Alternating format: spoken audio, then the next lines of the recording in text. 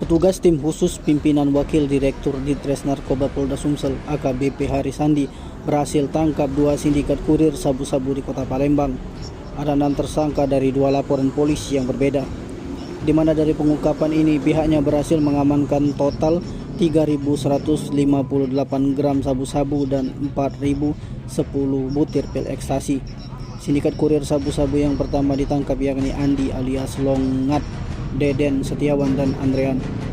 Mereka ditangkap petugas di Jalan Segaran, Lorong Kebangkan, Kelurahan 9 Ilir, Kecamatan Ilir Timur 3, Palembang. Bersama ketiga tersangka ini petugas mengamankan sabu-sabu seberat 1 kg. Lalu 3 tersangka selanjutnya yakni Iskandar Muda, Jonathan Julius, dan Fahrizal. Mereka ditangkap petugas dalam satu mobil saat melintas di Jalan Lintas Sarolangun, Lubuk Linggau, tepatnya di Kabupaten Musirawas Utara.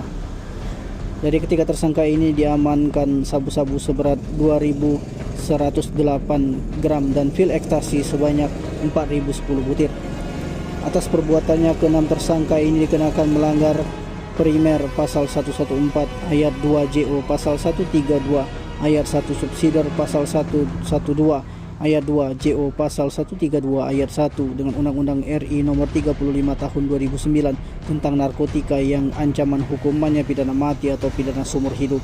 Res Narkoba tanggal 21 September tahun 2023, di mana tersangkanya atas nama Deden Setiawan bin Abu Sofyan dan kawan-kawan. Untuk TKP-nya yaitu di Jalan Segaran, Lorong Kebangkan, RT 06 RW 02, Kelurahan 9 Ilir, Kecamatan Ilir Timur 3, Palembang. Untuk harinya, Tim Liputan Sumsel ABTV melaporkan.